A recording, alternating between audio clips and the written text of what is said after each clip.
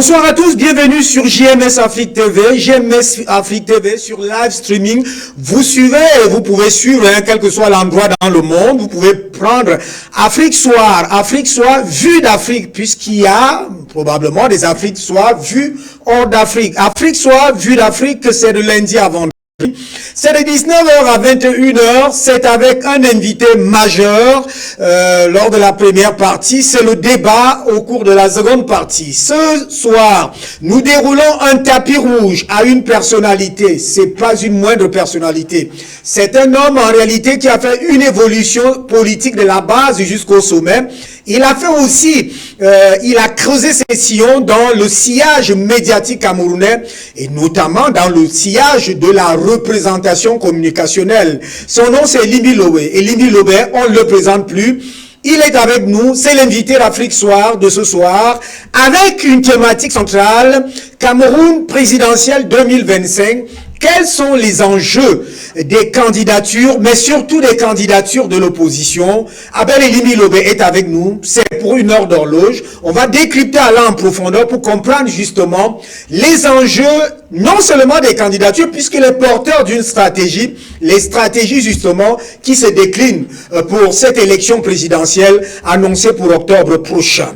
Abel Limi Lobé, vous êtes à la capitale économique Douala. Nous vous prenons en live streaming, c'est sûr.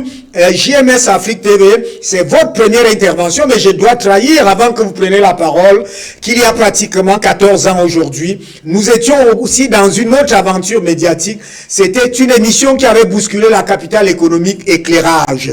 C'était une émission issue, il faut le dire parce qu'il faut entrer dans l'histoire, une émission issue de livre du cardinal Christian Toumi qui avait pour titre des deux régimes politiques d'Amadou Ahidjo à Paul Biya, Éclairage, cardinal Christian Toumi. Et nous avons pris la résolution justement de faire une émission avec cette titraille-là pour pouvoir éclairer la lanterne. Aujourd'hui, nous sommes sur ce plateau justement aussi pour un rendez-vous historique au Cameroun où les Camerounais, les citoyens, que ce soit en Afrique ou dans le monde, doivent être éclairés. Abel Limi Lobé, bonsoir.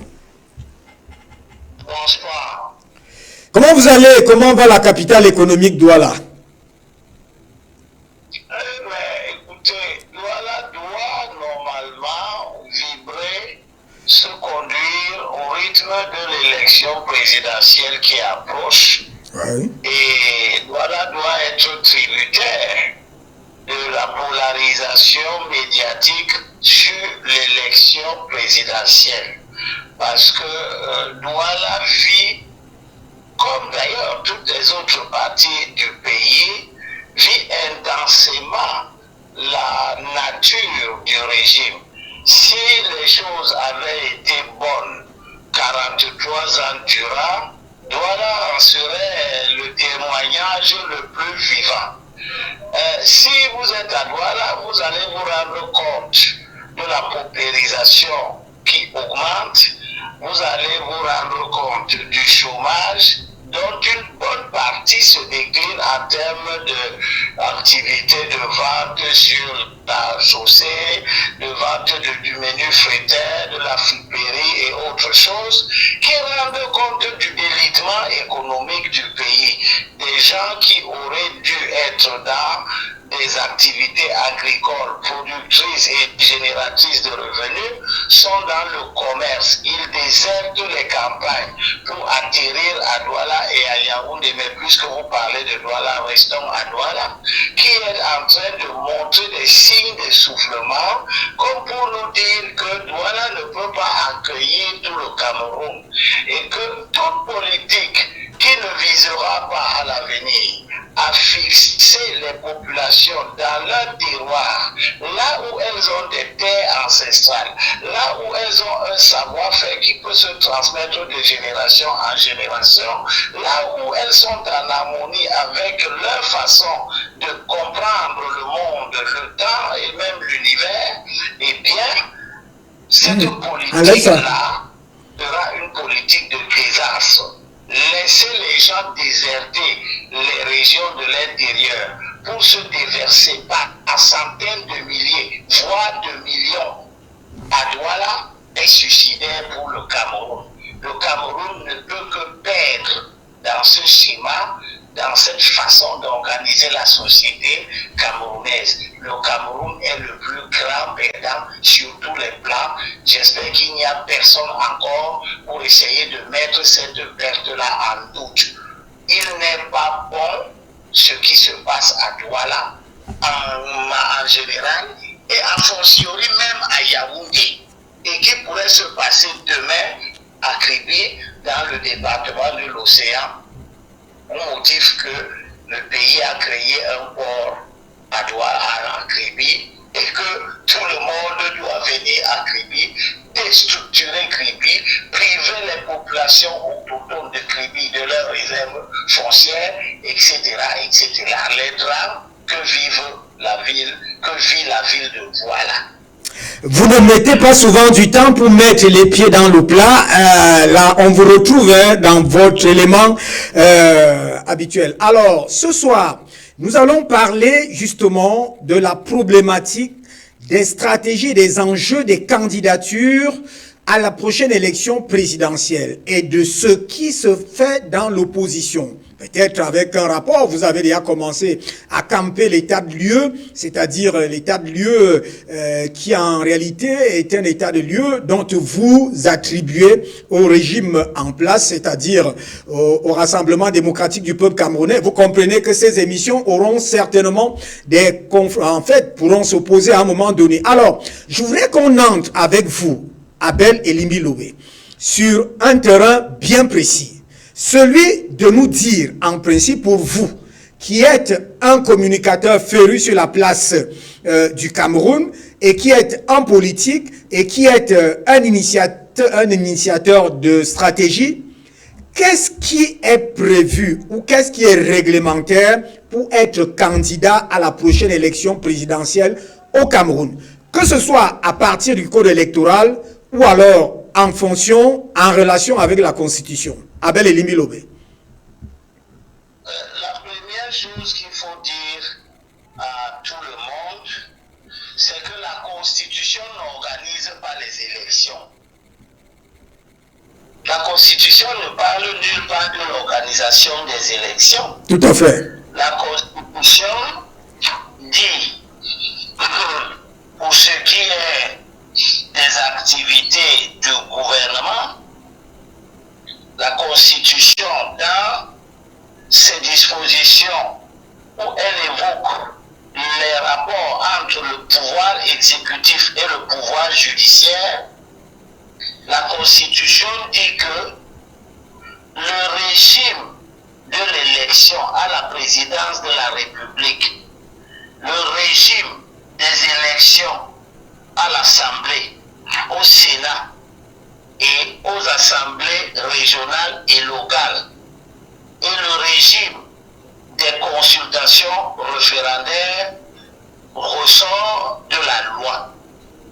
C'est l'article 26 de la Constitution, alinéa 3, non, alinéa 4, C1. Oui. Qui fait ces précisions? Oui. Le monde comprenne. Tout à fait. C'est très important.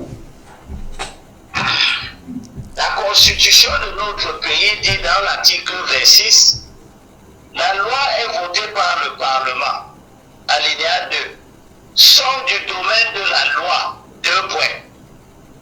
Et il y a un ensemble de domaines cités pour arriver au sous-alinéa C, l'organisation politique, administrative et judiciaire concernant 1. Le régime de l'élection à la présidence de la République, le régime des élections à l'Assemblée nationale, au Sénat et aux assemblées régionales et locales, et le régime des consultations référendaires. Oui. Donc, la Constitution a dit que c'est la loi qui organise les élections. Donc, si nous voulons savoir comment on organise les élections, il n'y a rien à chercher dans la Constitution. Quelle est donc la loi qui organise les élections? Eh bien, la loi qui organise les élections, notamment l'élection présidentielle, qui est la préoccupation ultime pour le moment. Tout à fait. Et même d'une manière générale, la loi qui organise les élections s'appelle le Code électoral. Oui. C'est une loi numéro 2012-001 du 19 avril 2012, portant code électoral. Elle a été modifiée par la loi 2012-017 du 21 décembre 2012.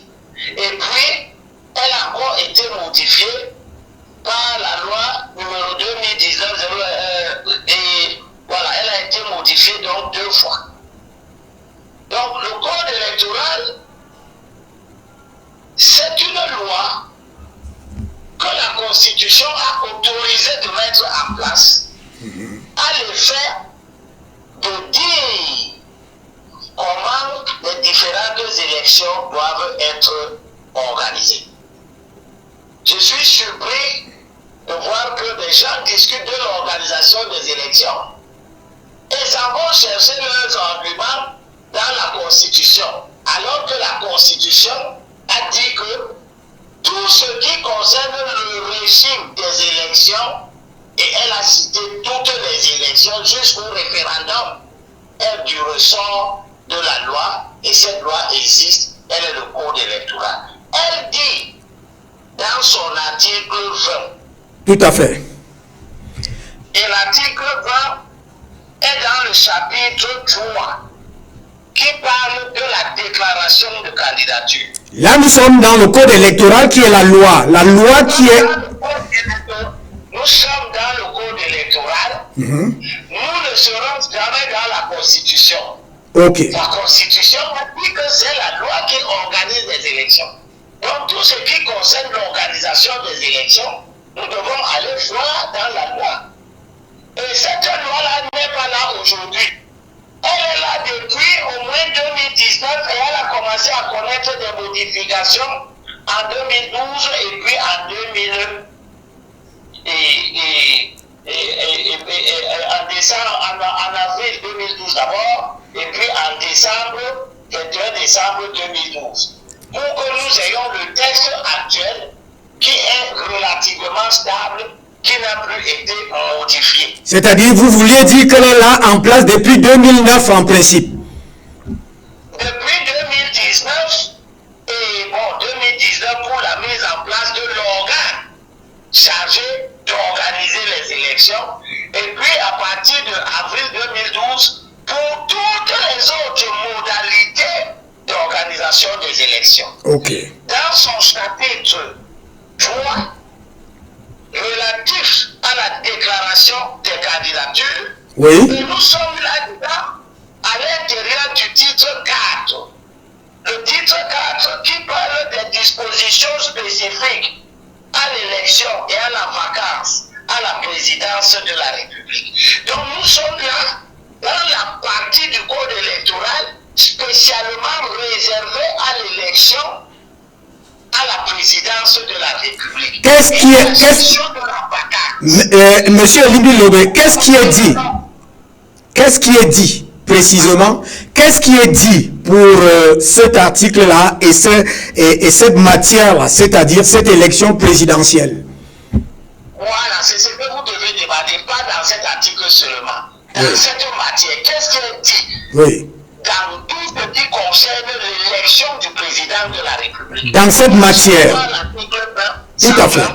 Pour faire l'économie des autres dispositions, parce que ce n'est pas les autres dispositions qui sont querellées. Tout à fait. C'est l'élection, même les modalités pratiques de l'élection. L'article 120 dit que les candidats à l'élection du président de la République sont tenus de faire une déclaration de candidature revêtue de leur signature légalisée. Première chose, ok. vous ne pouvez pas être candidat à l'élection du président de la République sans faire une déclaration de candidature signée par votre signature légalisée. Ça, c'est la première chose. Tout à fait. Commence donc par là, oui. La deuxième chose est décrite dans l'article 121. Et le législateur dit que les candidats peuvent être pas investis par un parti politique. Donc, un parti politique peut investir un candidat. Un candidat. Investir veut dire présenter un candidat à l'élection. C'est Oui. ça qu'on appelle investir. On dit qu'un parti vous a investi si ce parti, à travers ses mécanismes internes de désignation, vous a désigné comme étant son candidat à la compétition électorale qui vise à donner au pays un président de la République. Tout à fait. Deuxièmement, le législateur dit si il y a si un candidat peut être investi par un parti politique, le législateur donne une deuxième possibilité. Il dit soit le candidat est indépendant, c'est-à-dire qu'il n'appartient à aucun parti politique. Et le législateur donne les conditions pour qu'un homme, une femme qui n'appartient à aucun parti politique puisse être dans la compétition électorale pour briguer la présidence de la République. Tout à fait. Cet alinéa 2, je le reprends tel qu'il est écrit. Allons-y. Parce que là, je viens de le commander. Maintenant, je vais le reprendre Comme... tel qu'il est écrit. Allons-y, Elimbi Le Lobé. législateur dit soit indépendant, à condition d'être présenté comme candidat à l'élection du président de la République par au moins 300 personnalités originaires de toutes les régions, à raison de 30 par région et possédant la qualité soit de membre du Parlement ou de chambre consulaire, soit de conseiller régional ou de conseiller municipal, soit de chef traditionnel de premier degré. Qu'est-ce que cela veut dire? Cela veut dire que le législateur vient de dire que si vous êtes un indépendant, Oui. il faut que certaines personnes bien précises vous présentent à l'élection. Donc, si vous êtes un candidat Indépendant, oui. c'est-à-dire que vous n'appartenez à aucun parti. Vous ne pouvez pas décider de vous lever et de dire je suis candidat, point. Et vous déposez vos dossiers. Non. Si vous êtes un indépendant, Oui. il faut que le temps vous présente. Et le législateur a dit quels sont ces gens-là. Il a donné le nombre de ces gens. Il a dit qu'il faut que 300 personnalités vous présentent. Oui. Les 300 personnalités-là, il a dit comment vous devez les avoir. Il a dit qu'ils doivent être 30 par région. C'est clair, c'est précis. Ça veut dire que vous ne pouvez pas avoir 40 dans une région et 20 dans une autre.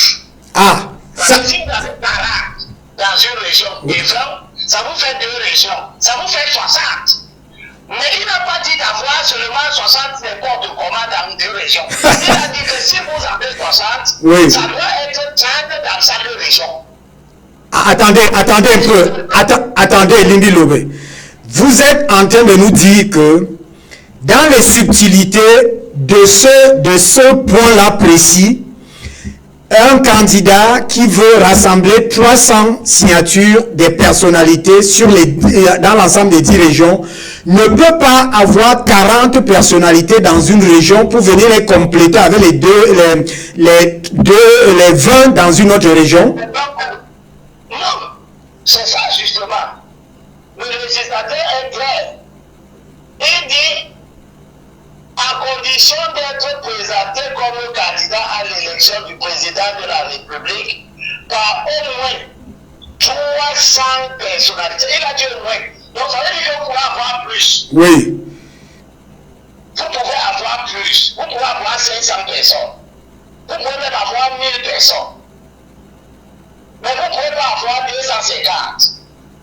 Vous devez avoir 300 personnalités originaires de toutes les régions. Ça veut dire que vous ne pouvez pas avoir 500 personnalités et vous n'avez personne dans le sud. Ah. Est-ce que je ne peux pas comprendre? Tout à fait. C'est ces subtilités-là que je voudrais qu'on examine avec vous. Voilà, il a dit, le législateur dit originaire de toutes les régions.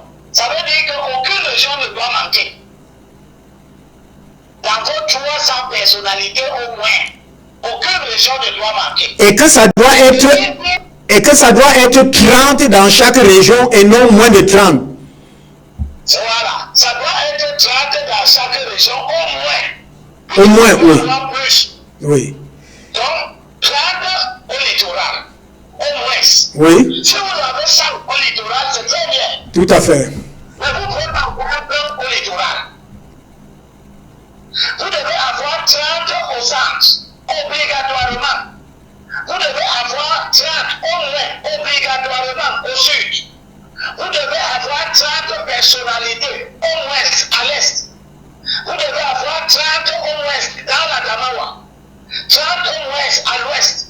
30 au ouest, au nord-ouest. 30 au ouest, au sud-ouest. 30 au nord. 30 à l'extrême nord. Si vous avez moins de 30, quelque part, même si vous avez 2000 personnes qui vous ont présenté, vous êtes dans la faute. Ah, mais Elibi Lobesse, est-ce que, je ne sais pas, est-ce que les juristes, les constitutionnalistes voient l'affaire là comme ça? Ça, c'est leur problème. La loi n'est pas écrite pour les constitutionnalistes. Elle est écrite pour Etundi, Hubert, Oui. pour Eleni, pour Tanto, pour le Popia, pour le petit commerçant, pour l'agriculteur du village. Elle n'est pas écrite pour que ce soit les constitutionnalistes qui la lisent et qui la comprennent. Elle est écrite dans une langue simple qui a été pensée pour que tout le monde puisse la comprendre. Ok, c'est compris, sauf Avant voilà. de comprendre la loi, Oui. avant de comprendre la loi, on ne veut pas savoir si vous êtes un universitaire ou si vous êtes un enfant du quartier. La loi est faite pour tout le monde. Ah, nul n'est censé ignorer la loi. Des universitaires, des agrégés, et patati et patata. Donc personne ne doit avoir le complexe de lire et de comprendre la loi. Personne ne doit avoir le complexe d'avoir la prétention d'avoir lu et d'avoir compris la loi. Merci. Et je continue. On continue, tout à fait. Merci pour cet éclairage. Le législateur dit donc que les 300 personnes-là, au moins, il va maintenant dire qui elles doivent être. Elles doivent être des membres du Parlement, c'est-à-dire des députés, Oui. des sénateurs. Oui. Ça peut être le membre des députés. Vous n'êtes pas obligé d'avoir des députés et avoir des sénateurs. On a dit membre du Parlement. Oui. Si vous avez un député, il est membre du Parlement. Parlement, oui, tout à Si vous fait. avez un sénateur, il est Membre du Parlement. Si vous avez les deux, vous avez 2 membres du Parlement. À côté des membres du Parlement, le législateur dit que les 30 là doivent être des membres des chambres consulaires, d'une chambre consulaire. Oui. Le législateur n'a pas dit toutes les chambres consulaires. Il a dit d'une chambre consulaire. Et quelles sont les chambres consulaires? C'est quoi les chambres consulaires? Dites-nous, Elibi Lobé. Les chambres consulaires. Pardon? Dites-nous, les chambres consulaires, c'est quoi exactement? Les chambres consulaires, c'est la chambre de commerce. Oui. C'est la chambre d'agriculture. C'est le conseil économique et social. Voilà les chambres consulaires. Donc, vos signataires, ceux qui vous présentent, ils peuvent être des membres du conseil économique et social. On n'a pas dit qu'ils doivent être des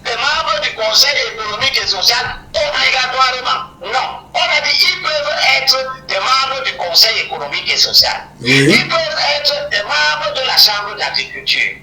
Ils peuvent être des membres de la Chambre de commerce. Ils peuvent aussi être, nous pouvons aussi les prendre un peu dans la Chambre d'agriculture, un peu dans la Chambre de commerce, un peu dans le Conseil économique et social. Donc, on vous dit où vous pouvez les prendre. Oui. Et on ne vous oblige pas à les prendre tous au même endroit, ou bien on ne vous oblige pas à les prendre tous à tous ces endroits-là. Vous avez la latitude, pourvu que vous puissiez les prendre là-bas. Le législateur dit qu'ils peuvent être soit des conseillers régionaux. Oui. Vous pouvez prendre vos 300. Il y a 900 conseillers régionaux au Cameroun. Ah, ça c'est important. Si les 900 conseillers régionaux, ils sont 900 à raison de 90 par région. Par région. Donc, vos 30 par région peuvent être tous les conseillers régionaux de la région. Tout à fait. Vos 30 du sud peuvent être seulement les conseillers régionaux du sud.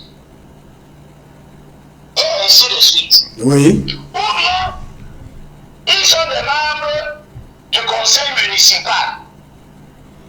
Il y a 360 conseils municipaux au Cameroun. Oui, tout à fait. Donc, vous pouvez aller dans des communes et prendre vos 30 de la région dans une seule commune. Il n'y aura pas de problème. Vous pouvez aller dans une région, prendre vos 30 dans différentes communes de la région. Oui. Ça va vous faire 30 de la région. Et ainsi de suite. Mais vous pouvez aussi prendre les membres du commandement traditionnel. Ok. Et le législateur a précisé quel est le degré que vous pouvez prendre. Parce que le commandement traditionnel a le premier degré, le deuxième degré, le troisième degré. Ok.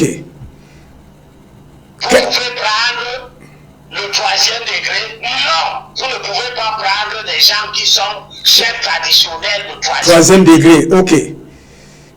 Vous ne pouvez pas prendre des chefs traditionnels de deuxième degré. Ok. Vous êtes obligé, si vous voulez prendre des chefs traditionnels, de prendre exclusivement dans votre région, ou dans toutes les régions, ou dans certaines régions, les chefs traditionnels de premier degré. Premier degré. Les chefs supérieurs. Tout à fait.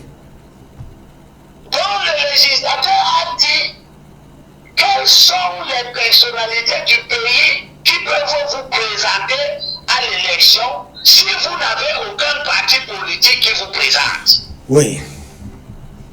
Et maintenant, le législateur va clôturer en disant une troisième chose, qui n'est pas un genre de candidat.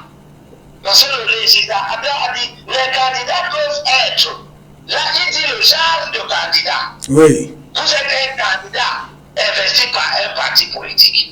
Ou bien vous êtes un candidat indépendant. Il n'y a que ces deux candidats-là. Soit vous êtes un candidat investi par un parti politique, soit vous êtes un candidat indépendant. Il n'y a pas une autre façon d'être candidat. Ok. Et le législateur dit donc maintenant, dans le linéaire 3, ce qu'il faut faire, si vous êtes un candidat investi par un parti politique qui n'est pas représenté à l'Assemblée, ou bien au Sénat, ou bien dans un conseil régional, ou bien dans un conseil municipal. Donc si le parti de Elimbilobé a un parti, oui. C'est un exemple. Non, c'est un exemple, on comprend très bien. Elimbilobé n'a pas de parti. Oui. Mais supposons que Elimbilobé A un parti, oui. Le parti des mouches. Et le parti des mouches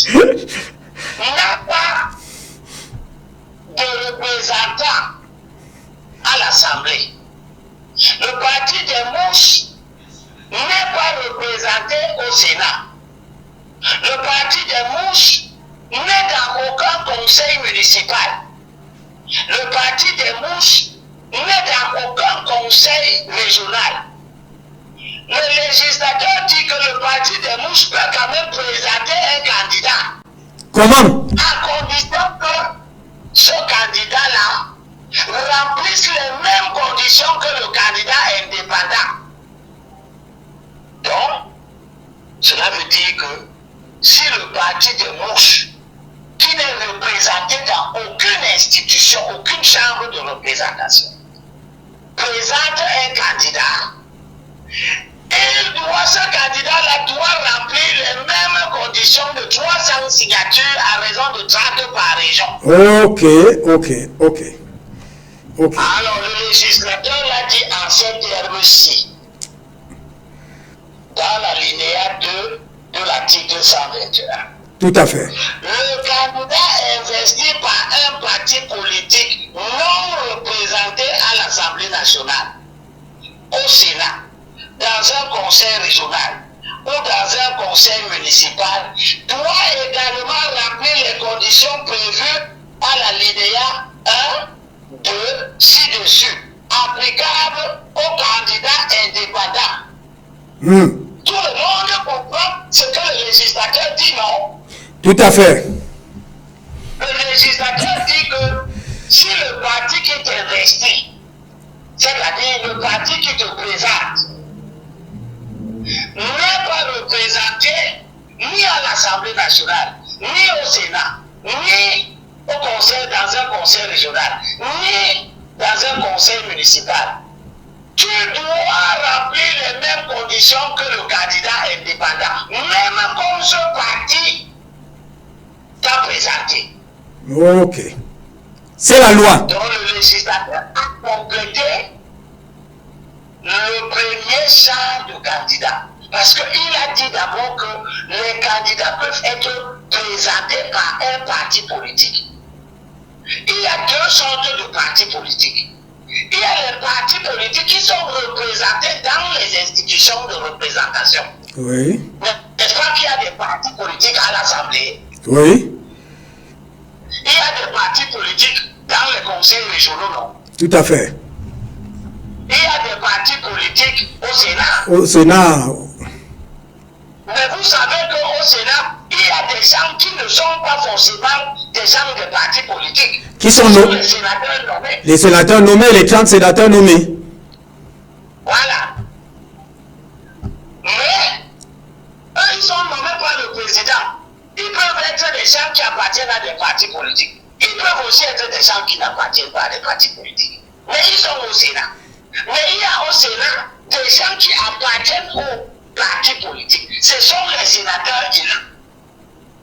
Eux, ils appartiennent aux partis politiques. Parce que ce sont les partis politiques qui les présentent aux élections sénatoriales. Oui. Alors que les sénateurs nommés, personne ne les présente. C'est le chef de l'État qui les choisit. Il s'assoit dans son bureau. Il décide que Etoundi est sénateur.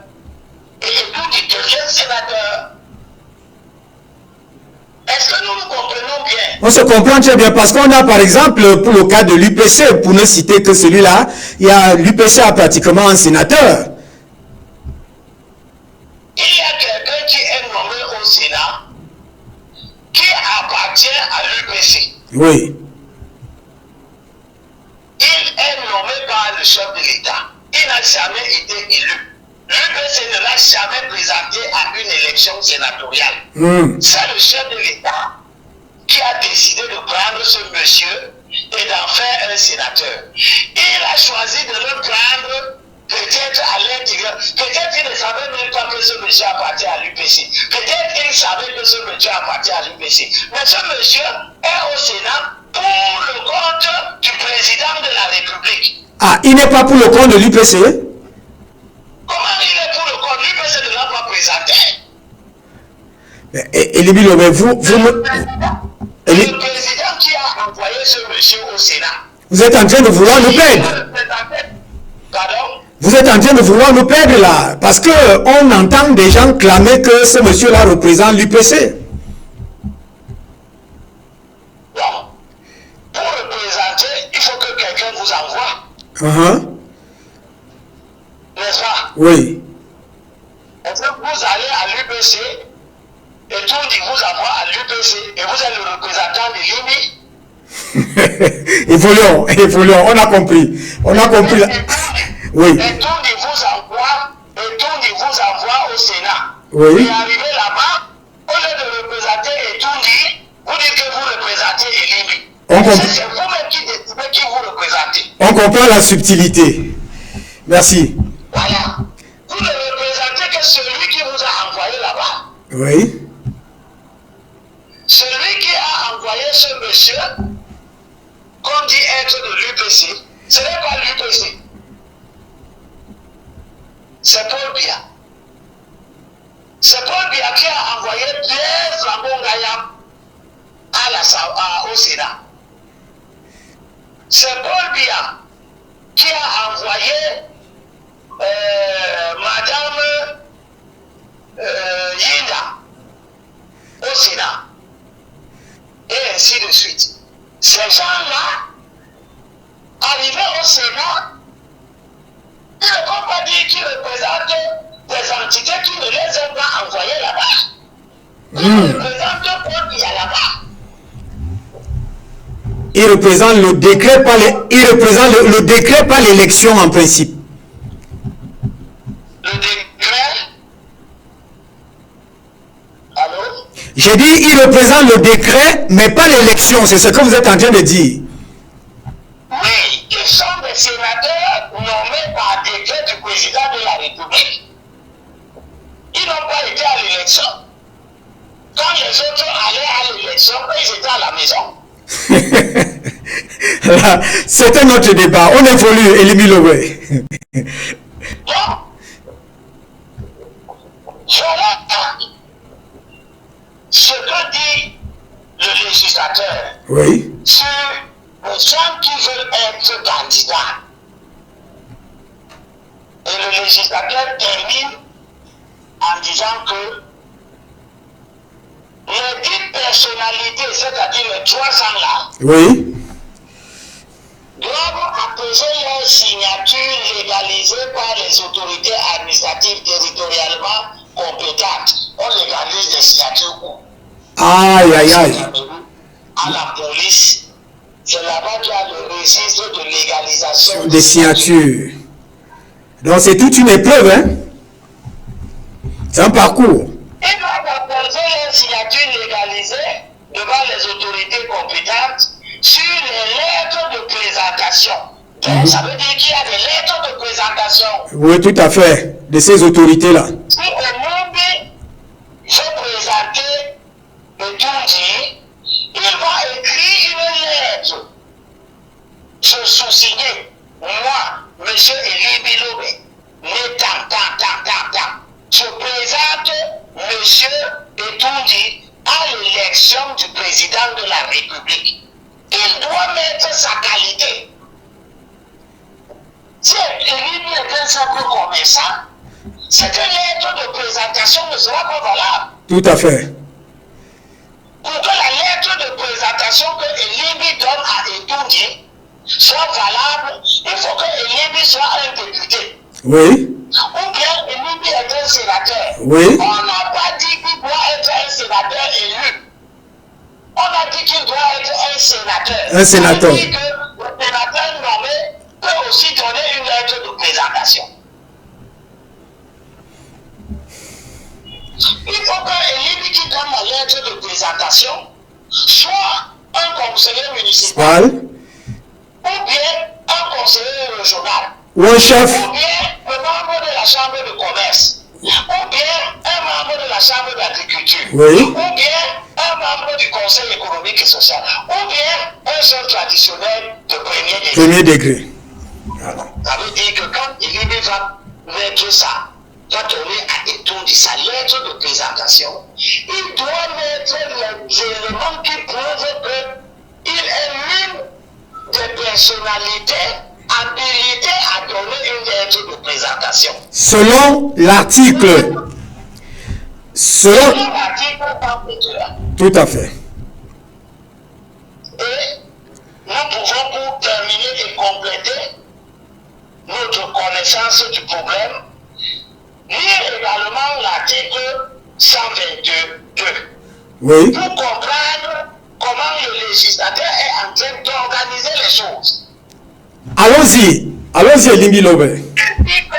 Le législateur dit que les déclarations de candidature doivent indiquer le nom, c'est-à-dire les déclarations de candidature à l'élection Présidentielle, oui. Structure l'élection présidentielle. Tout à fait.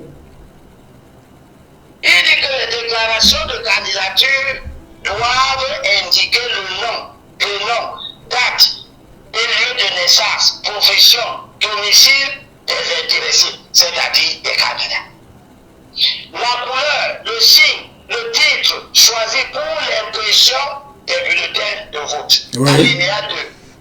C'est très important de suivre ça. Tout à fait. Ça permet de bien comprendre l'article 121.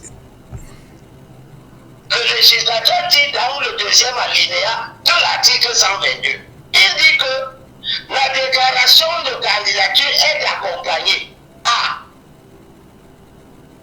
de la liste des 300 signatures des personnalités requises à l'article 121 ci-dessus, le cas échéant. C'est-à-dire quoi? Quand on dit le cas échéant, ça veut dire que comme il y a deux cas, Oui. il y a le cas de celui qui est présenté par un parti politique. Politique, oui. Il y a le cas de celui qui est indépendant. Tout à fait. Si tu es indépendant, dans ta déclaration de candidature, tu dois mettre les 300, les lettres de présentation des 300 personnalités que tu as pu trouver. Si tu es un candidat présenté par un parti politique qui n'est pas à l'Assemblée, qui n'est pas au Sénat, qui n'est dans aucun conseil régional, qui n'est dans aucun conseil municipal, tu dois aussi présenter ta lettre de présentation. Oui. C'est ça, non? Allô? Oui, vous êtes à l'antenne. Tu dois aussi présenter ta lettre de présentation. Puisque on a dit précédemment que si tu es présenté par un parti qui n'est pas dans l'Assemblée nationale, oui. qui n'est pas au Sénat, qui n'est pas, tu dois remplir les mêmes conditions que le candidat indépendant. Indépendant, tout à fait. Donc, qui a son parti, le parti des mouches. Le parti des mouches n'est représenté dans aucune institution de représentation. Il n'est pas à l'Assemblée, il n'est pas au Sénat, il n'est pas au conseil régional, il n'est pas au conseil municipal. Et l'INBI doit se comporter comme un candidat indépendant. Il doit, dans sa déclaration de candidature, mettre son nom, son âge, tous les éléments de la filiation, les couleurs qu'il a choisies. Oui. Il doit mettre la liste des 300 signatures des personnalités requises à l'article 121. Ok. Donc, il doit mettre la liste des 300 signataires. Bon. Par exemple. Alors. Il est présenté par le parti des mouches. Le parti des mouches n'est pas dans l'Assemblée. Il n'est pas dans le Sénat. Il n'est pas au conseil régional. Il n'est pas au conseil municipal. Son candidat doit aussi mettre 300 signatures. Et le législateur dit, oui. Il doit mettre un extrait date de naissance du candidat datant de moins de 3 mois. Pour mettre la lettre de présentation et l'investiture du parti cautionnant la candidature du postulant, le cas échéant. Qu'est-ce que cela veut dire? Cela veut dire que si le parti est représenté à l'Assemblée, il est au Sénat, il est au conseil, dans un conseil municipal, il est dans un conseil régional, il met la lettre d'investiture de son parti. La lettre d'investiture de son parti. Tout à fait. Si il est indépendant, il met la lettre de présentation. Oui, des 300 personnalités. Si il est présenté par un parti qui n'est pas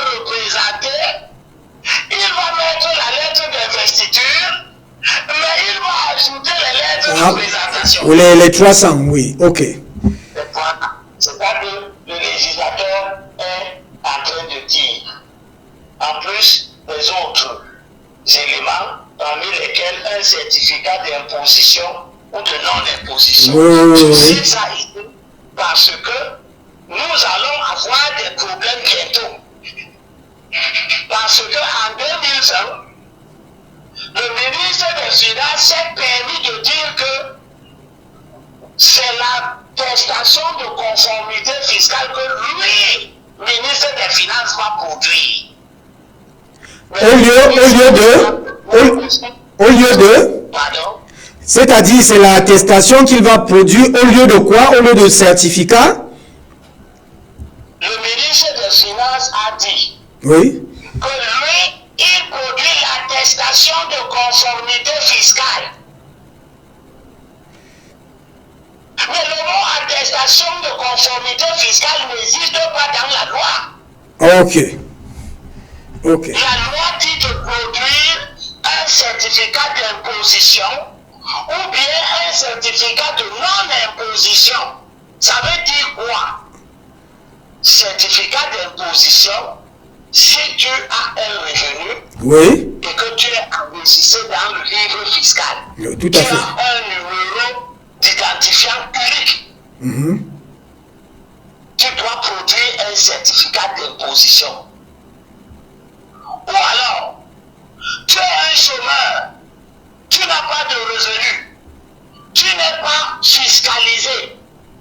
Dans ces conditions, tu produis un certificat De non-imposition. Ok, c'est clair. Mais le législateur n'a pas dit au ministre des Finances de changer ces choses. Le ministre des Finances n'a pas la qualité pour changer les choses que le législateur a décidées. Même s'il s'appelle Moutazé. C'est la loi. Donc, si Libye est candidat, il va mettre dans sa déclaration de candidature un certificat d'imposition parce que Libye paye les impôts. Oh, tout à fait. Et si Libye part au ministère des Finances et qu'on lui dise là-bas que c'est le certificat c'est l'attestation de conformité fiscale qu'on donne, et Libye va attaquer le ministre auprès des juridictions compétentes. Il va attaquer le ministre auprès de la chambre administrative. Pour que le ministre sache que il n'est pas libre de décider. De décider, ok. Il lui convient. Tout à fait. Donc, d'ores et déjà, si le ministre Moutazé est en train de suivre notre émission, qu'il se prépare à exécuter l'article 222 du Code électoral. Ce n'est pas le Code général des impôts, c'est le Code électoral. Il ne parle pas de cette attestation de conformité fiscale. Il parle de certificat d'imposition ou de certificat de non-imposition. Le ministre n'a pas fabriqué ces certificats-là selon les cas des candidats qui se présenteront à lui. Alors, maintenant, Elibi Lobé, avant de prendre la transition pour respirer un peu, vous permet de respirer un peu, après cet éclairage conséquent, parce que je comprends là que ailleurs même, je ne sais pas si les choses ont déjà été expliquées de cette manière, de l'article 121 de la Constitution, avec l'article que vous avez cité là, je crois c'est 126, parce que beaucoup reviennent sur l'article 6, avant de respirer. Mais est-ce que vous êtes au courant de cette affaire de mandat impératif, de nullité de mandat impératif qui s'appuierait sur la même constitution, mais maintenant sur l'article 15? Je suis au courant, j'entends les gens parler, je ne comprends pas pourquoi ils parlent du mandat impératif dans l'organisation du processus électoral.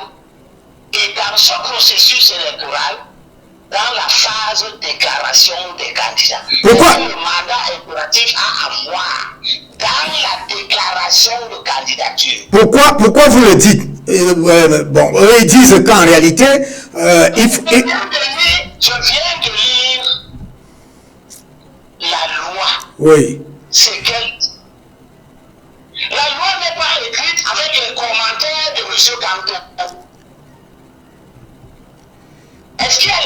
mandataire de M. Kanto dans la loi. Ah, vous l'avez déjà désigné pratiquement.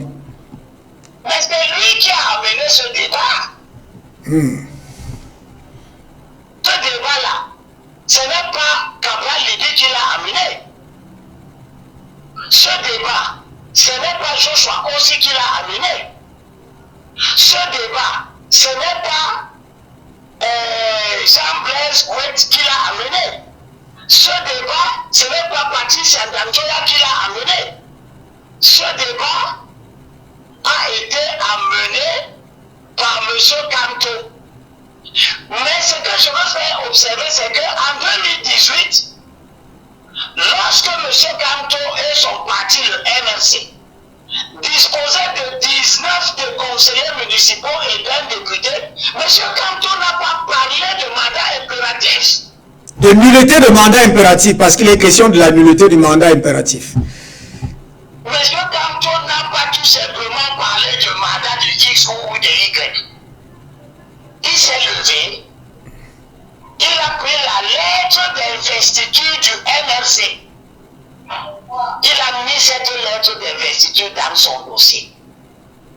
Bon. Il n'avait pas besoin de 300 signatures.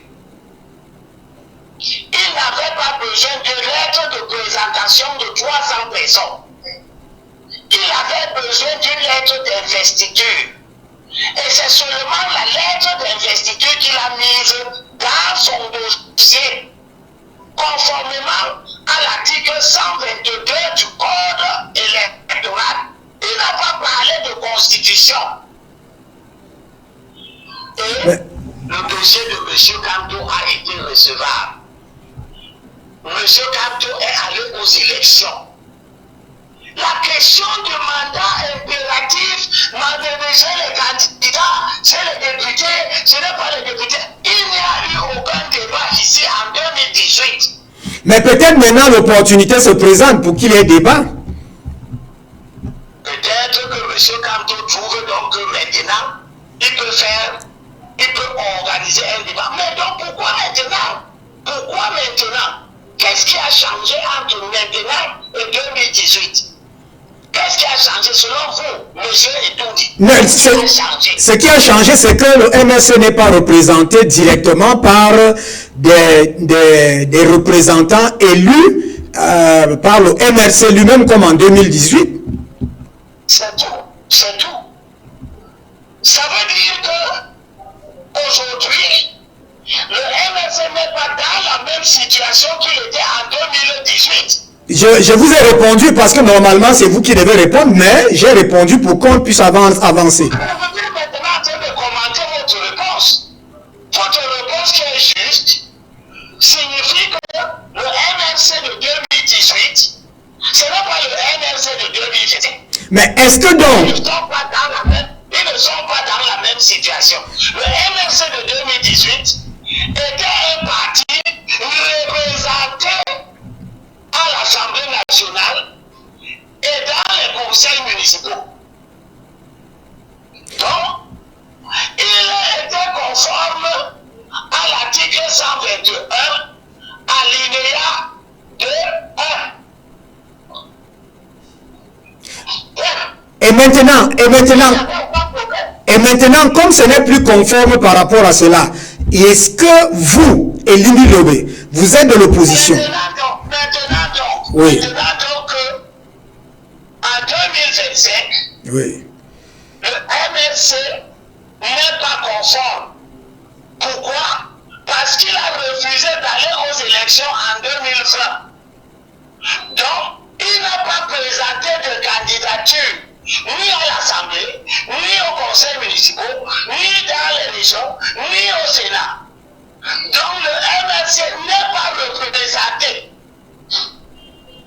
M. Kanto trouve donc que, comme il n'est pas représenté, et il a dit lui-même dans des vidéos qui circulent, lorsqu'il justifiait sa décision de ne pas aller aux élections législatives et municipales en 2020, il a dit, c'est sorti de sa bouche, il n'a pas parlé de mandat impératif à ce moment. Il a dit qu'il est conscient que comme il n'a pas été, il n'ira pas élections législatives et municipales, il ne pourra pas, le MRC ne pourra pas présenter de candidature aux élections, à l'élection présidentielle. Ça est sorti de sa bouche. Vous devez faire en sorte que tout le monde entende M. Kanto en train de dire à l'époque. Mais peut-être c'était une parole politique, Libi Lobé. Est-ce que quand vous parlez politique, vous avez le droit de dire une chose et son contraire? Je vous pose donc la question à ce moment. Moi, je dis que c'est non. La politique, c'est le respect de ceux qui écoutent ce que nous disons. Alors, ceux qui écoutent ce que nous disons attendent que lorsque nous avons dit quelque chose, que cette chose-là nous lie. Libi Lobé. Ceux qui nous écoutent, Oui. nos compatriotes qui nous écoutent tous les jours lorsque nous parlons, Oui. ils n'attendent pas que nous soyons libres de dire une chose aujourd'hui et de dire demain le contraire de ce que nous avons dit hier. Quand nous faisons comme cela, ceux qui nous écoutent nous considèrent comme des gens qui ne sont pas sérieux, qui ne méritent pas leur confiance. Bon, maintenant, Libi Lobé. Monsieur Kanto, Oui. Monsieur Kanto, en s'exprimant tout récemment sur la question, dit maintenant le contraire de ce qu'il a dit en 2019 à la veille des élections de 2020. Il dit maintenant que le MRC va le présenter aux élections. Il n'a pas dit qu'il sera candidat. Il a dit que le MRC va le présenter aux élections. Parce que le MRC a des élus. Alors pour vous, Libi Lobé, le problème c'est à ce niveau. Le problème, le fond, c'est à ce niveau. Le MRC a des élus et ces élus-là, c'est le mandat impératif qui est convoqué, la nullité de mandat impératif. Comment vous... Ça, ce sont les acrobaties de M. Kanto. La loi vous dit que vous êtes représenté. On n'a pas parlé de mandat. Est-ce que quand je vous ai lu le code électoral, l'article 121, l'article 122, qui disent qui peut être candidat et comment le dossier de candidature doit être constitué. Vous avez entendu parler de mandat là-dedans? Je n'ai pas entendu parler de mandat, mais poussons un peu. Quand vous parlez des conditions, de la nature du candidat, qui peut être candidat, le législateur a parlé de partis politiques représentés. Ou bien, candidature. Plus précisément, il a parlé de partis politiques non représentés. Oui. C'est-à-dire quoi? La question c'est, qu'est-ce que c'est qu'un parti politique non représenté? Vous avez déjà expliqué ça, ça dit un parti politique qui n'a pas au niveau du Sénat d'élus, qui n'a pas au niveau du Parlement des élus, au niveau des conseils régionaux, au niveau des municipalités. Le problème est celui-ci. Vous n'êtes pas un universitaire agrégé de droit constitutionnel. Vous êtes un simple citoyen qui a compris ce que le législateur dit. Le législateur dit que si un parti comme le MRC, qui n'est pas à l'Assemblée, qui n'est pas au Sénat, qui n'est pas dans un conseil municipal ou dans un conseil régional, s'il présente quelqu'un, ce candidat-là doit remplir les conditions de la candidature indépendante. Et lorsqu'il va faire son dossier, il va mettre la lettre d'investiture du MRC et les 300 lettres de présentation. Mais maintenant, il y a le fait que des élus sont partis, et vous connaissez bien l'action, sont partis de votre ancien parti, le SDF, pour se retrouver au sein du MRC. Le législateur a dit comment on fait pour être député. être conseiller municipal? Comment on fait pour être sénateur? Comment on fait pour être conseiller régional?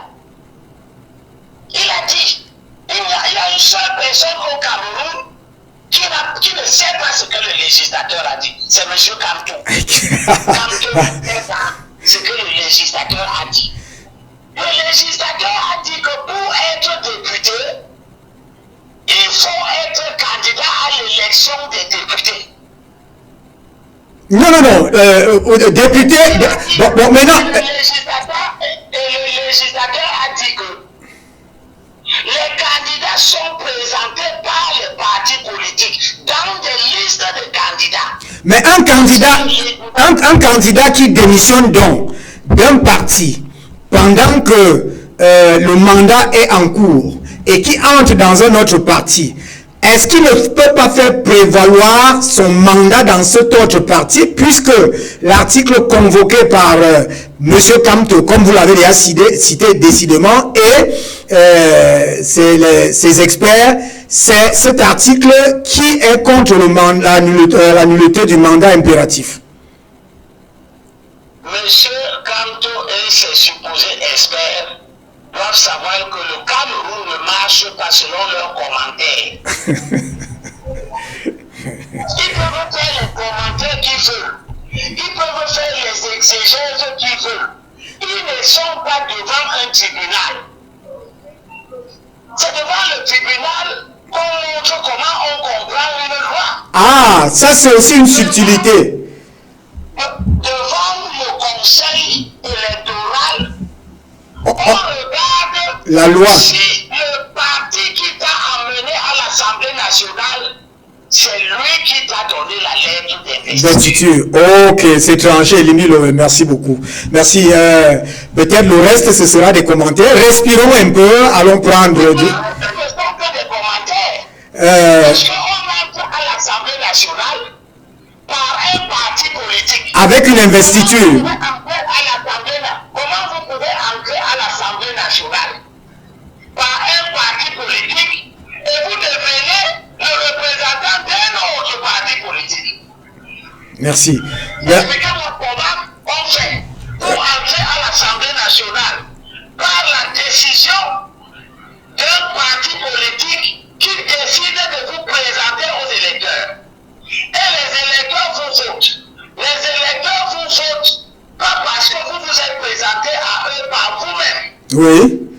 Les électeurs vous votent parce que vous vous êtes présenté par un parti qu'ils connaissent, en qui ils ont confiance, dont ils veulent que la politique soit prise en compte à l'Assemblée, au Sénat, au Conseil régional ou au Conseil municipal.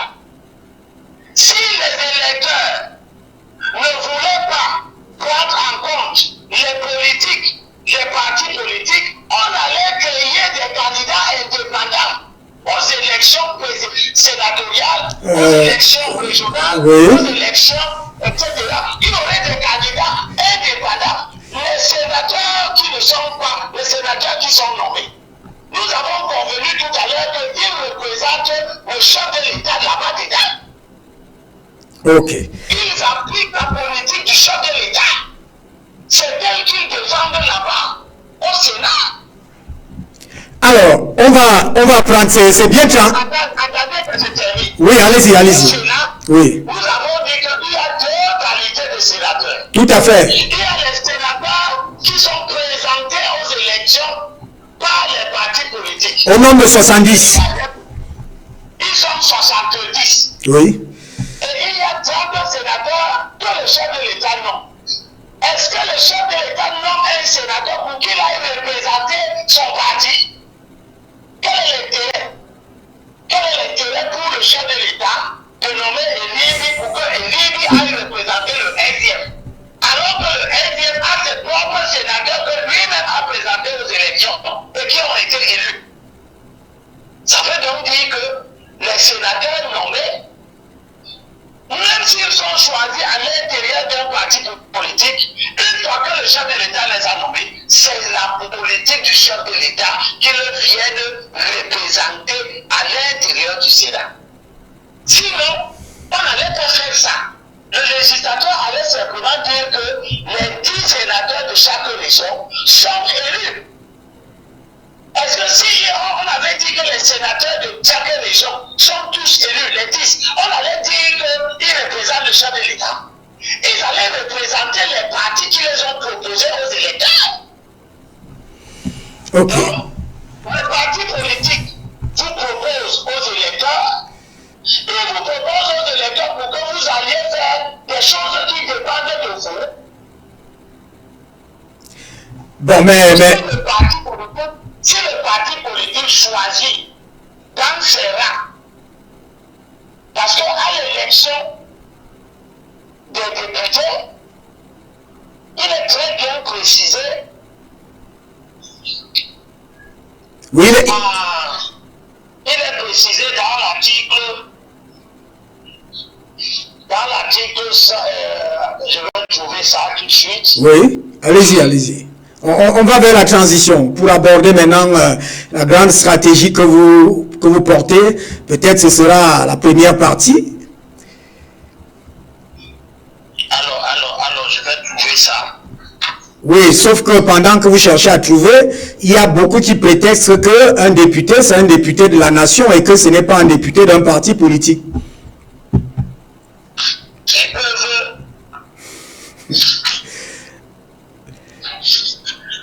Et ce qui fait qu'en principe, le député étant élu, ou alors en principe, bon, peut-être au niveau des conseillers municipaux, ça peut se justifier, au niveau des conseillers régionaux, ça peut se justifier parce que c'est régional, c'est local, mais au niveau des députés, c'est quand même les députés de la nation et qui ne représentent plus, en fait, qui ne devraient plus, selon les commentaires, représenter un parti politique, mais toute la nation. Je voulais dire que... Vous avez retrouvé l'article?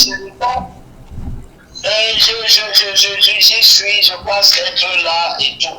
Permettez-moi. Allez-y, je vous écoute d'abord. Oui, mais je suis en train de dire que pendant que vous vérifiez cet article... L'article 151. Oui. L'article 151. Du code électoral. Du code électoral. Parce que les gens nous suivent, ils veulent justement se documenter par rapport à cela. Je vous ai dit dès le début que si vous parlez d'élection, vous n'avez rien à faire dans la Constitution. Tout à fait. La Constitution a dit que le régime des élections dépend de la loi. Bref, elle s'est arrêtée là. Ok. Vous allez donc chercher quoi dans la Constitution, suivant le mode d'organisation des élections? Qu'est-ce que vous allez chercher là? Non, la relation... Ok. Vous êtes un esprit double.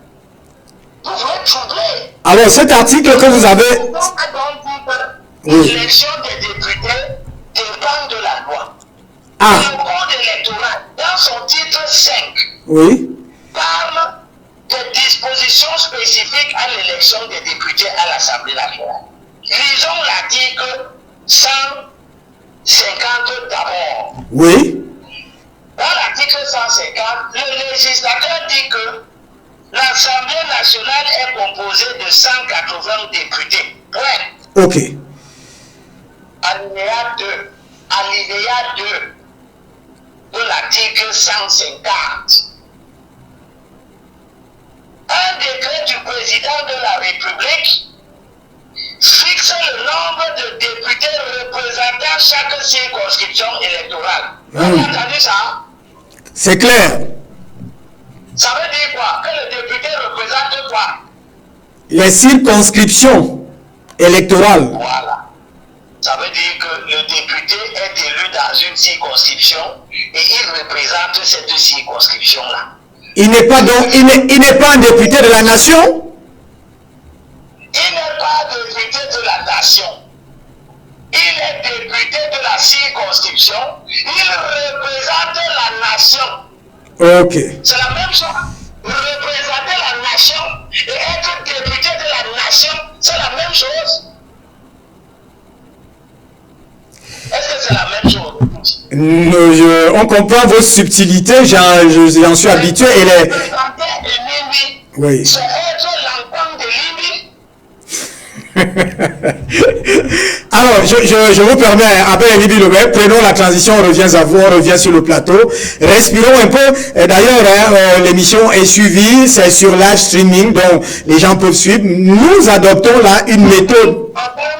Avant d'aller donc à la transition, prenez l'article 149. Oui, qui dit? Le département constitue la circonscription électorale. Oui. Le département, pour l'élection des députés, le département constitue la circonscription électorale. Ça veut dire que l'élection des députés se déroule dans les départements.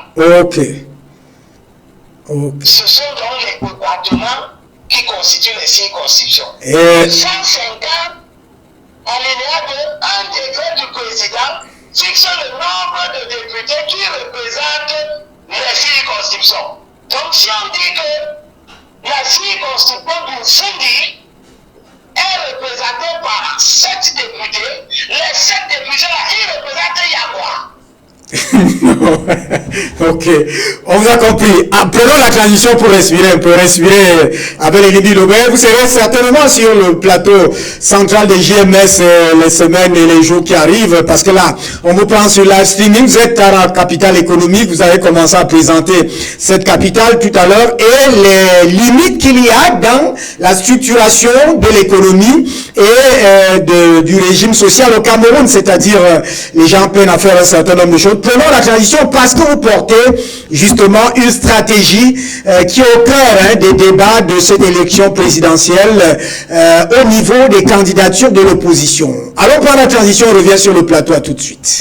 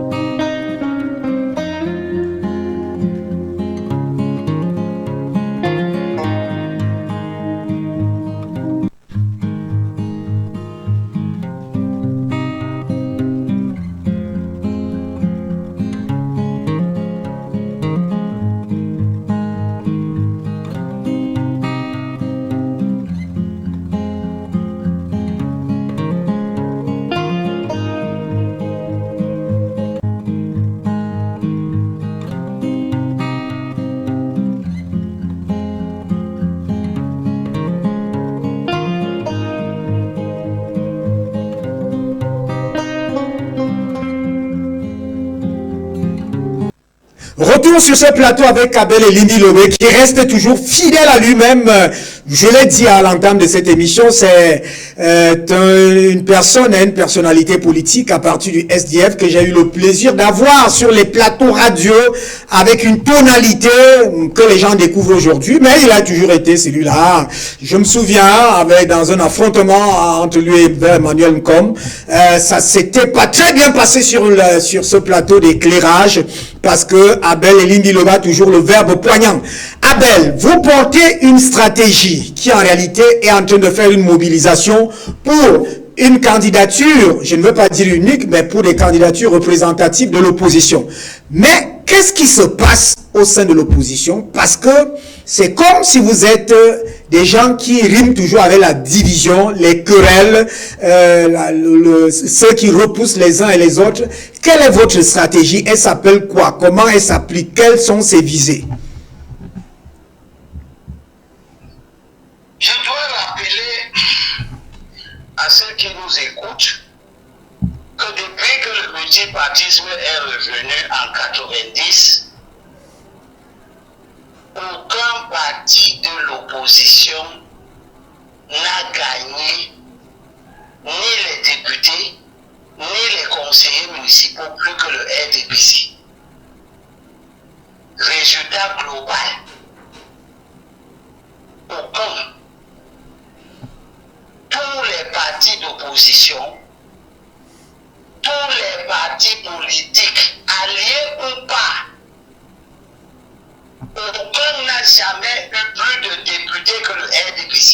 Alors, quelle est la conséquence que vous tirez de ce premier élément?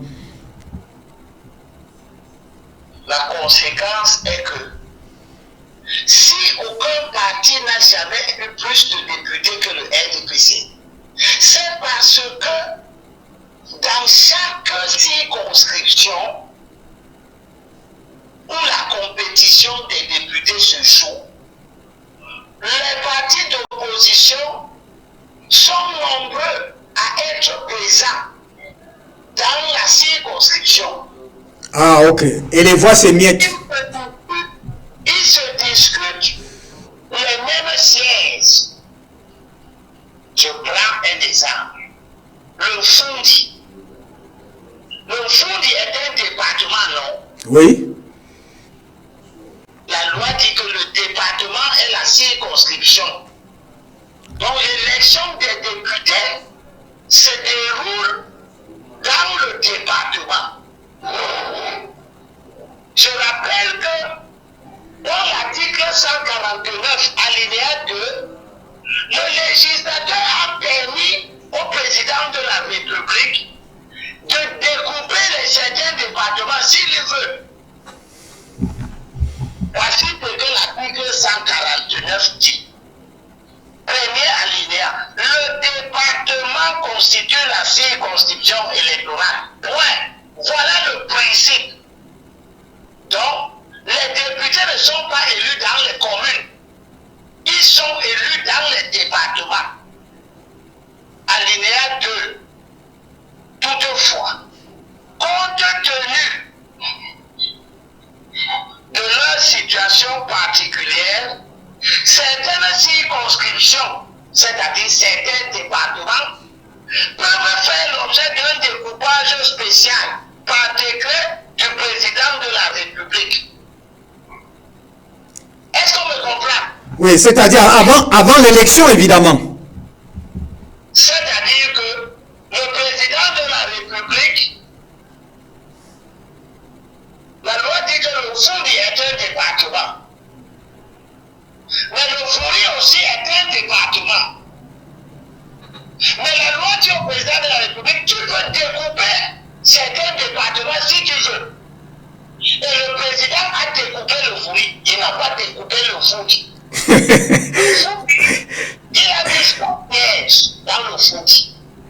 Dans le Fundi, il n'a pas fait une circonscription. Il a fait 4 circonscriptions. Il a dit qu'il divise le Fundi en 4. Fundi Ouest, qui correspond à Bonabéry. Et il a mis un siège là-dedans. Fundi Sud, qui correspond à Youbel. Il a mis un siège là-dedans. Fundi Centre, qui correspond à la commune de Douala 1er, plus la commune de Douala 6, Manoka. Il a mis 3 sièges là-dedans. Fundi Est, qui correspond à la commune de Douala 3 et la commune de Douala 5. Et il a mis 4 sièges là-dedans. Voilà, ce sont les pouvoirs que le législateur a donnés au président. Il n'a pas dit que le président doit nous expliquer pourquoi il fait ça. Il a seulement dit que le président peut décider de découper selon les circonstances particulières. Il peut considérer que le Fundi a des particularités que le Fundi n'a pas. Il n'a pas découpé la main, mais il a découpé la lèvre. Alors, Elie pour peut-être aller dans le sens de l'élection présidentielle et dans le sens de votre stratégie, parce qu'on comprend qu'on va refaire, on va vous reprendre. J'arrive à ça. Oui. Pour vous montrer donc une fois que le président a fait les circonscriptions conformément à la loi, Oui. il a donné à chaque circonscription le nombre de députés qui représentent cette circonscription-là. Lorsque nous allons aux élections, on constate, par exemple, dans la circonscription du Fundi, il n'y a pas seulement le RDPC et en face de lui un parti. Ce que nous avons habituellement, Oui. dans le foot, il y a le RDPC qui se bat pour avoir les 7 sièges de Fondi. Oui. Mais il y a le SDF qui se bat aussi Si. pour avoir les 7 sièges de Fondi. Fondi. Puis il y a le puis il y a le MRC, puis il y a le PADEC, puis il y a Le PCRN. par exemple. Donc vous avez en face du RDPC 3 ou 4 ou 5 partis qui veulent prendre les mêmes sièges. Résultat, les partis d'opposition se battront d'abord les uns contre les autres. Alors la conséquence c'est quoi de votre stratégie? Les électeurs qui ne veulent pas voter RDPC, ils s'éparpillent. Certains vont voter SDF. Ils ne veulent pas voter RDPC, ils veulent le changement. Mais il n'y a pas un seul parti qui incarne le changement. Il y a 4. Donc certains électeurs du changement vont voter le SDF. D'autres électeurs du changement vont estimer que le SDF n'est pas le bon changement. C'est le PCRN. Ils vont voter le PCRN. D'autres électeurs vont estimer que le SDF, le PCRN n'est pas le bon changement. Ils votent le NRC. D'autres électeurs vont estimer que le NRC, les électeurs Bassar, vont estimer que c'est le UPC qui doit voter. Ils vont voter UPC. Ils sont tous des gens qui veulent le changement. La solution est donc où? La solution est où? La solution est où? Parce que là, c'est un problème sérieux que vous présentez. Mais vous voyez donc que l'électeur qui ne veut pas voter le RDPC a en face de lui plusieurs autres. Il y a l'UPC, il y a le PCRN, il y a le NFC, il y a le SDF. Comme il est dans cette situation, le vote tribal commence donc à jouer. Les électeurs parmi vont aller voter le PC, le MRC. Les électeurs Bassar vont aller voter le UPC. Certains électeurs parmi vont voter le SDF. Les électeurs Boulou ou Bélédouodou ne voteront aucun de tous ces partis d'opposition. Ils veulent le changement, mais ils ne peuvent pas vouloir le changement entre les mains des partis. Et patati et patata. Ça, c'est sérieux, ça. Résultat, Oui. le vote contestataire, c'est-à-dire le vote qui s'exprime contre le RDPC, ne va pas aller dans un seul sac au profit d'un seul camp. Il va s'éparpiller entre plusieurs camps. Et la solution. Chacun de ces camps-là va recevoir un nombre d'élus, mais qui ne sera pas suffisant pour battre le RDPC. Et la solution donc est où? La question reste permanente et posée.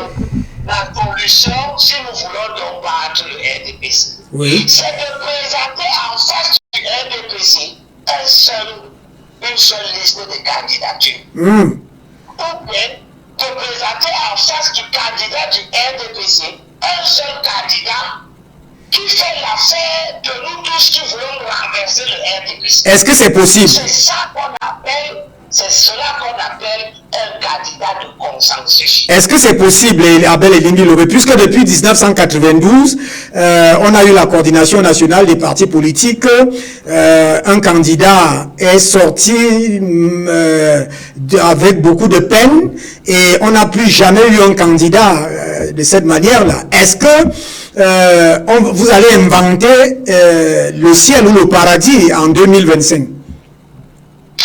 C'est une question qui revient, mais ce qui la pose oublie espère que l'histoire politique du pays montre qu'on a déjà été capable de s'unir autour d'un candidat. Je viens de le dire. Il n'était pas le seul. En 92, face au candidat du RDPC Paul Biya, il y avait plusieurs candidats. Je viens de le dire. Il y avait un candidat de l'opposition qui était soutenu par plusieurs 2 organisations politiques. Donc, ce candidat-là avait plus de force que les autres candidats de l'opposition. Question posée, est-ce que en 2025, vous pouvez retrouver un tel candidat? Est-ce que la stratégie est celle-là? La stratégie que nous avons appelée, moi et certains qui avons travaillé pour étudier qu'est-ce qui nous fait échouer, parce que nous avons déjà échoué 17 fois. Nous avons déjà échoué 17 fois. Quand je dis 17 fois comme ça, c'est toutes les élections présidentielles, plus toutes les élections législatives, plus toutes les élections municipales, ça fait 17 élections. Si j'ajoute les élections sénatoriales, si j'ajoute les élections régionales qui viennent de se dérouler pour la première fois, ça va nous faire 17 élections où l'opposition présentant des candidats en rang dispersé perd. Alors, la solution est donc simple. Oui. La solution est simple. Oui. C'est que à l'élection du président de la République. Pour 2025, soyons précis, Abel Elimbi Lobé, soyons précis. Pour cette élection, qu'est-ce que vous prévoyez? On va sortir par là parce qu'on reviendra lundi. Je viens de parler de l'élection du président de la République. Oui. On parlera des sénateurs, des législatives municipales après. Oui. Mais c'est la même stratégie. Ne soyons pas nombreux. Qu'on propose bien. Ne soyons pas 10 candidats. Parce qu'actuellement là, et les candidats qui peuvent être investis, et les candidats qui ne peuvent pas être investis, ils sont en train de se présenter avec des candidatures dont certaines ne sont même pas. La candidature de Valère Besala n'ira nulle part. Ah bon? La candidature de Guillaume n'ira nulle part. Parce que ces gens-là, ils n'ont pas de parti politique qui peuvent les investir. Oh là là. Ils n'ont pas la capacité à remplir les 300 signatures. Ensuite, ils n'ont pas la capacité stratégique, pas légale, mais stratégique, d'aller se faire présenter par un parti qui lui remplit les conditions. Mais ils peuvent battre, ils peuvent faire ce mouvement qu'ils sont en train de faire et rallier des camps. C'est toujours, c'est la politique, Abel Elimbi Lobé. Nous leur demandons d'ailleurs, nous leur disons, ok, vous avez des gens qui vous suivent, vous avez des gens qui vous aiment, mais vous ne pouvez pas être candidat. Pour des partis, le parti Jouvas, qui n'est représenté dans aucune institution de représentation. S'il donne la lettre d'investiture à Besala, Valère Besala va devoir présenter quand même 300 lettres de présentation. Il ne peut pas les avoir. Ceux qui vont me demander pourquoi je dis qu'ils ne peuvent pas les avoir, ils sont de mauvaise foi. Comment ça? Parce que tout le monde sait que les personnalités qui doivent donner ces lettres de signature, de présentation-là, sont pour la plupart des personnalités proches du RDPC et du régime. Mais ça... Elles n'aimeront jamais que quelqu'un d'autre vienne perturber leur candidat. Mais ça empiète l'état de droit, Elimbi Lobé. Ça empiète l'état de droit. Ça fait que vous êtes en train de dire là que la loi ne peut pas s'appliquer. Non, comment je suis en train de dire que la loi ne peut pas s'appliquer? Vous dites que... La loi dit que si tu n'as pas de représentant dans les institutions, tu dois remplir les conditions de l'indépendance. Les 300 signatures, mais maintenant vous êtes en train de dire que même s'il fait n'importe comment, il ne peut pas avoir ces 300 signatures. C'est paradoxal. Est-ce que la loi a dit que les gens qui doivent donner ça sont obligés de te donner? La loi n'a pas dit qu'ils sont obligés. Comment ils ne sont pas obligés? Est-ce que la loi, tu as entendu, j'ai lu ça, tu as entendu que la loi a dit qu'ils sont obligés? Donc, ils peuvent refuser. Ils sont libres. C'est leur liberté. Ils ont le droit de donner. Ok. Et ils donnent Pas le problème de la loi là-dedans. La loi est violée à quoi? On a dit que si je suis député, je vais te donner la lettre de présentation. Bon, Mais comme... pourquoi je vais te donner une lettre de présentation pour que tu ailles être opposé à mon candidat que moi je soutiens parce que c'est le candidat de mon parti. On a compris. Il nous reste à peu près 7 à 8 minutes là, le temps qui nous est imparti. Est-ce qu'un député est député? Je suis Il en... a son candidat naturel qui est peu bien. Je suis en... On va donner à Valère Bessala la lettre de présentation pour que Valère Bessala aille perturber l'élection de Côte d'Ivoire. On a compris. Mais je suis en train de dire que il nous reste... Vous n'avez pas bien compris. Non, vous n'avez pas bien compris. Non, j'ai compris. Le député est député. Il peut donner à Valère Bessala s'il veut. Mais il est aussi légitime de ne pas lui donner. Parce que lui, député du RDPC, il a un candidat. Il ne veut pas qu'on gagne son candidat. Alors, C'est pour cela que obtenir les 300 signatures est difficile. Et dans l'histoire du pays, personne n'a jamais obtenu les 300 signatures. Maintenant, si vous savez que personne n'a donc jamais obtenu cela, cela veut dire que certains candidats qui n'ont pas un parti politique qui peut les investir directement, sans passer par les lettres de représentation, sont des candidats en difficulté qui ne pourront pas aboutir. Leur candidature ne pourra pas aboutir. je vous pose donc... Ces candidats-là, Oui. dans l'état actuel des choses, Oui. où nous ne sommes pas encore au dépôt des dossiers, ces candidats perturbent déjà le champ politique par des discours qui ne serviront à rien, puisque ces discours-là ne serviront pas à soutenir un candidat formel. Maintenant... Si je vois, si mais moi je suis assis ici, je ne suis pas militant d'un parti politique. Là où je suis, je vous parle, je ne suis plus militant d'un parti politique. Oui, vous n'avez pas un parti politique. Je n'ai pas de parti politique. Mais je me lève, j'annonce ma candidature. Est-ce que Edoudi a le droit de dire que cette candidature n'est pas sérieuse? Vous posez la question ou vous répondez, non? Je te pose la question. Tu sais que Libye n'a pas de parti politique. Tu sais donc que Libye doit se présenter comme un indépendant. C'est-à-dire qu'il doit avoir 300 lettres de présentation. Tu sais qu'avoir 300 lettres de présentation est très difficile, c'est quasi impossible. Et lui dit quand même que lui sera candidat. Tu es en droit de ne pas considérer cette candidature comme une candidature sérieuse ou pas? La réponse suit d'elle-même. C'est moi qui pose les questions. La réponse suit d'elle-même, les candidatures non sérieuses. Mais maintenant, moi je pose la question de savoir quelles sont J'ai déjà écouté ta question. Oui. Je suis en train de construire la réponse depuis et tu empêches que j'arrive à la fin. Allons-y. Libye est un mauvais candidat. Oui.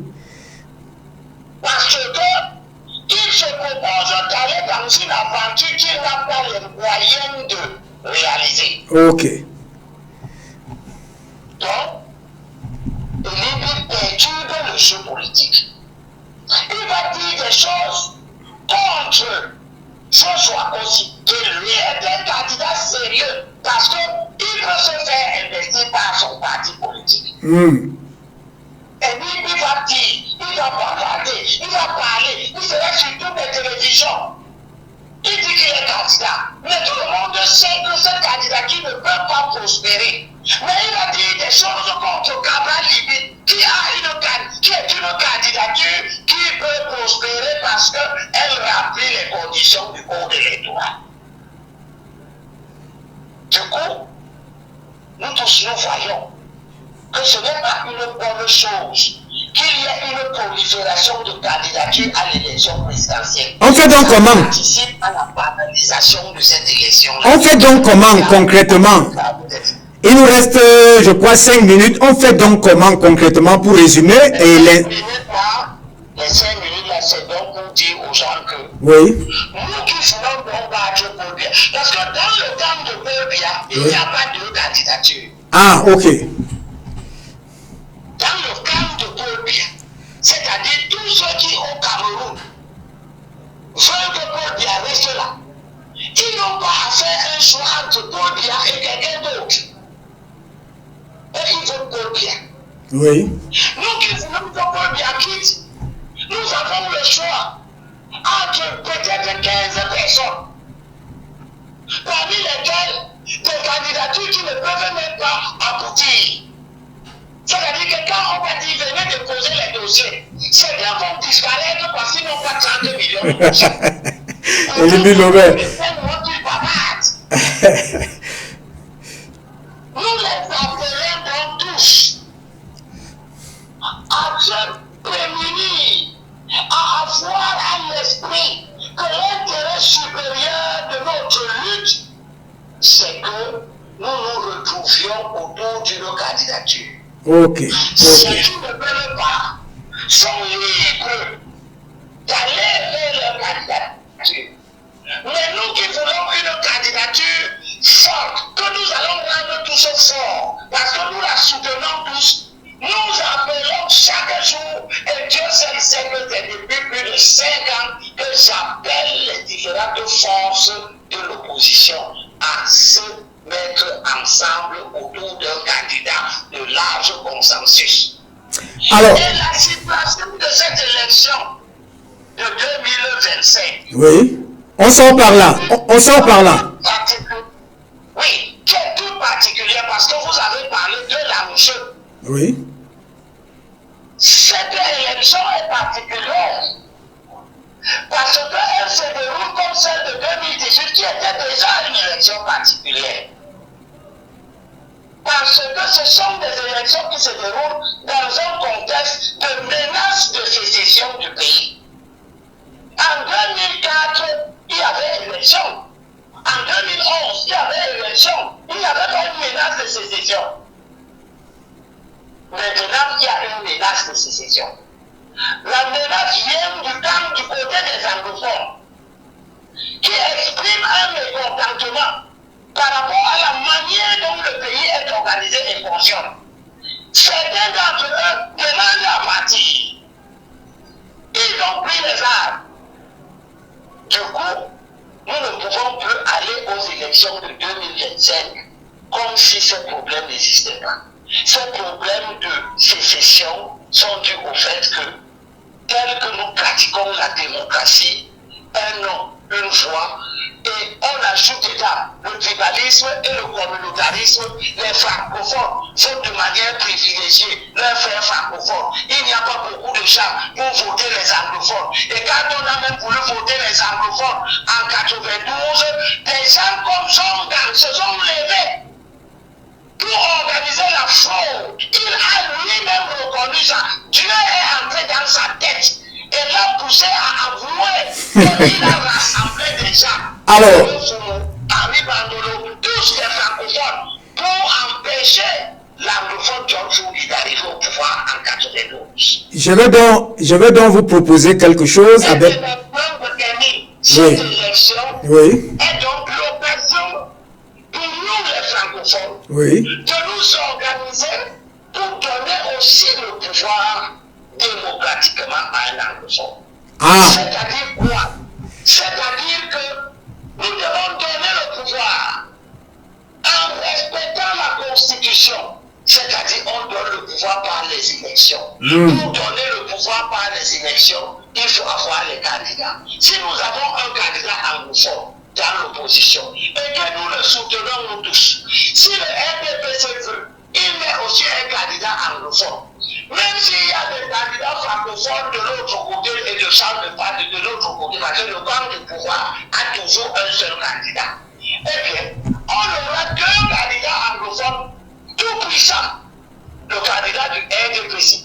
Parce que le candidat du RDPC est un candidat puissant. Il va être soutenu par une grosse machine politique, avec une administration dévouée à cette machine politique-là. Mais le candidat de l'opposition qui serait un anglophone serait soutenu par les autres anciens candidats qui auront renoncé pour soutenir Comment donc? Qui vont se partager l'électorat. Une partie votera pour le francophone ou l'anglophone du LDPC. Une partie consistante, la plus grande, votera pour le candidat anglophone de l'opposition. C'est cet effort que nous avons voulu faire. C'est cet effort que j'ai voulu faire en convoquant ce que vous avez entendu parler du groupe de Douala. Et du coup, à peine on a commencé à travailler que M. Anissé Ikané est parti prendre quelqu'un qui n'a rien à voir avec les candidatures propres. Parce que comme nous avons dit tout à l'heure, oui, il y a des candidats propres et il y a des mauvais candidats. On va sortir par là définitivement. Oui. Il y a des mauvais candidats. Les mauvais candidats sont d'abord les candidats qui ne remplissent pas les conditions du code électoral. C'est des candidatures qui ne sont pas destinées à prospérer. Comme la candidature de M. Kamto, son parti ne peut pas l'investir. Il ne peut pas avoir les 300 signatures. Et il lui restait une possibilité qu'il refuse publiquement d'utiliser. C'est d'aller supplier un petit parti pour que le petit parti là le présente aux élections. Ça veut dire quoi? Ça veut dire que si M. Kamto présente un dossier de candidature demain, il va présenter un dossier de candidature avec la lettre d'investiture d'un autre parti politique qui ne sera pas le MRC. Parce que le MRC ne peut pas lui donner une lettre d'investiture. Alors, on va donc revenir pour la prochaine émission sur cette porte ouverte, sur votre stratégie, c'est-à-dire un candidat de l'opposition, mais qui soit un candidat de la partie anglophone. On reste dans ces enjeux. Je vous donne rendez-vous à Abel Elimbi Lobé pour la semaine prochaine, probablement pour lundi, parce que on va aller au fond de cette stratégie. Vous serez d'ailleurs même invité sur le plateau central ici, au plateau central, parce que il y a le fait que nous ouvrons une grande porte de débat sur la problématique, les enjeux, les recoins, les détours, tout ce qui est dit et non dit pour cette élection présidentielle. Merci Abel Elimbi Lobé de nous avoir donné de votre disponibilité pour cette toute première intervention à GMS Afrique TV. Oui, je vous remercie beaucoup. Pour conclure cette émission, c'est que votre plateau central, premièrement, ne doit pas avoir lieu les dimanches. Okay. Si vous avez le dimanche, vous pourrez pas être là parce que tous les dimanches, je dois intervenir sur une autre chaîne sœur à vous. C'est compris. Deuxième chose. Oui. Deuxième point, que personne ne nous demande de rassembler tout le monde. On rassemble les choses qui sont susceptibles d'être assemblées. On ne rassemble pas les choux, les piments, les chèvres, les boutons, les choux, On vous a compris. On vous a compris. Il n'y a aucun rassemblement de cette nature qui peut gagner. Merci beaucoup. La Bible dit que oui, éviter les attelages disparates. Et dans le cadre des mauvais à ne pas rassembler, il y a le MRC et M. Kamto. Merci. Alors, on vous a compris, le plateau central avec vous ne peut pas se passer le dimanche, rassurez-vous. C'est-à-dire, c'est des éditions spéciales comme celle-ci d'Afrique Soir, où vous serez conviés à GMS Afrique TV. Vous savez, nos amitiés, je les ai rappelées, durent depuis des dizaines d'années aujourd'hui. Merci à Abel Elimbi Lobé de rester toujours le même. Bonsoir. Merci à vous. Madame, salut monsieur, bonsoir. Vous l'avez très bien suivi. Abel Elimbi Lobé n'a jamais eu sa langue dans la poche. Et puis, c'est pas facile de convaincre ou de vaincre Abel Elimbi Lobé sur un plateau, que ce soit radio depuis près de 15 ans aujourd'hui. Il était donc notre invité. L'émission est placée dans nos réseaux sociaux. Elle était sur live streaming. Dans une dizaine de minutes, elle sera replacée sur ces lives-là pour être suivie, quel que soit l'endroit où vous êtes dans le monde. Et Abel Elimbi Lobé, vous aurez le plaisir certainement de la voir ici fréquemment sur nos plateaux de GMS Afrique TV. Dans la problématique justement de cette élection présidentielle qui cristallise toutes les attentions, qui a toutes les polarisations, et c'est nécessaire pour que les gens réfléchissent, les Camerounais réfléchissent et essaient de voir avec les lumières, je peux dire des ancêtres et du ciel, parce que dans le Cameroun, berceau de nos ancêtres, on chante les ancêtres, les lumières des ancêtres, les lumières du ciel, pour pouvoir justement orienter le Cameroun vers ce changement ou cette vie qui est souhaitée. On ne va pas dire, moi je ne peux pas le dire sur ce plateau, que tout est négatif. Non, en réalité, quand on le dit, on peut être de mauvaise foi parce qu'il y a des évolutions qui ont été faites et le plateau dont GMS Afrique TV est ouvert à toutes ces contradictions. Madame, salut, monsieur, bonsoir.